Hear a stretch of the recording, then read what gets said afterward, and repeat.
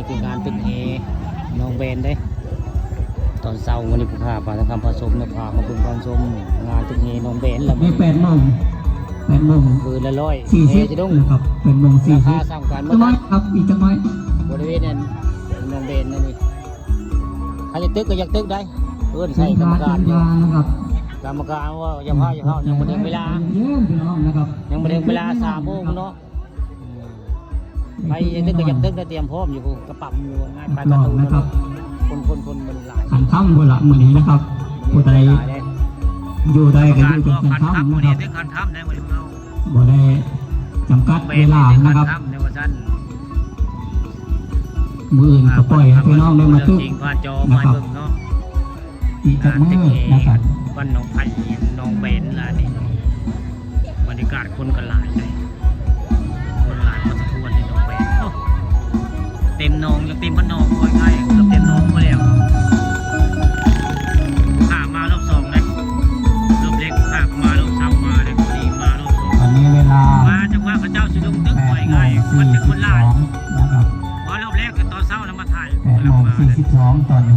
บ้านนี้มาถ่ายตอนคนมาหลายแล้ว พี่น้องนะครับใจเย็นๆใจ จึง เย็น พระเจ้าเตรียมพร้อมที่ทำงานทุกวันเฮทุกมองเลยย่อจะดุ้งอะไรง่าย ๆน้องกำลังมากับนี่นะครับ ถ่ายอะไรกัน มา ถ่ายจังว่ามาทันพอดีเวลาพอดีเนาะ มากั ยั น งไม่ ซื้อ ตึ บั ก ตรเด้อนะครับซอย ยัง ซื้อ ไม่ บั ถึ ตรง ส 3 นั โม บส ง นุนนะครับ เลยยังไม่ตึก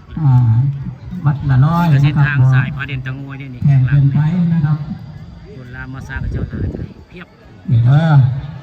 ใครมาตำลังกับนี่นะครับรอจังน้อยพี่น้องนะครับใจเย็นๆใจเย็นรอท่าจังน้อย รอจังหน่อยแล้ว ไป ใจ มา เย็น แล้วก็ เจ้า พัดเดี๋ยวไปไปได้หาเลือกมองลงพี่น้อง คนจังหวะจังหน่อยพี่น้อง ไปนั่นแหละ นับเข้าบุคู่ไม่จะไปเป็นฝ่ายที่มันหลาย น้อยลายกับ น้องก็บ่ใหญ่บ่น้อยพอดีตึกไว้ไง นะครับไทยมันกับ บ่หลาย5 วันน้องบ้านนั้นเหล่านกยูงได้ ดูหาดู น้องบ้านเหล่านกยูงคนหลายเลยเด้หมดน่ะน้องบ้านเหล่าก็พาไปมันคนหลายได้แต่เจ้าบ่ค่อยได้ป่าได้มื้อนี้ถ้าเบิ่งน้องนี่สิได้หรือบ่ได้เนาะได้หรือบ่ได้น้องนี่จังสงสัยอยู่ว่าสิได้หรือบ่ได้น้องแมนมาน้องไผ่นี่รุ่นนำกันเนาะรุ่นไปนำกันว่าสิได้หรือบ่ได้น้องเบนในป่าพระเจ้าโยคำมันถือก็สิเห็นเอาแล้วนี่ญาติมาลีจะป่าพื้นไปแล้วป่าพื้นเพียบวันนี้สงสัยเข้าป่าพื้นแล้วบ่ได้แล้วเข้าพื้นจะได้พาไปงมในป่าพื้นคนเนาะอะไรก็ได้อย่าประกาศเปิดเพลงกลางคืนเนี่ยการเปิดเพลงกลางคืนเลย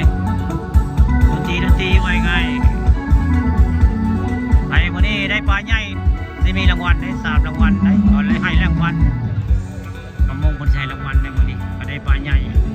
ปลาตองกาใหญ่ได้รางวัลมือหนึ่งวันสั้นมี3 รางวัลตอนนี้เวลา เตรียมตัวแล้วบาทนี้8:44ใกล้แล้วคนเราได้เวลาแล้วคนก็หลายนะหน้าหลายตาเนี่ยมันมาหลายมานี่แขกบ้านแขกเมืองมานี่มาหลายเลยนับเวลาถอยหลังแล้วตาม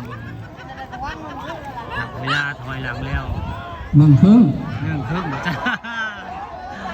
1 ครึ่งถ้าอยากตึกก็อยากตึกเนาะโอ้อยากตึกก็อยากตึก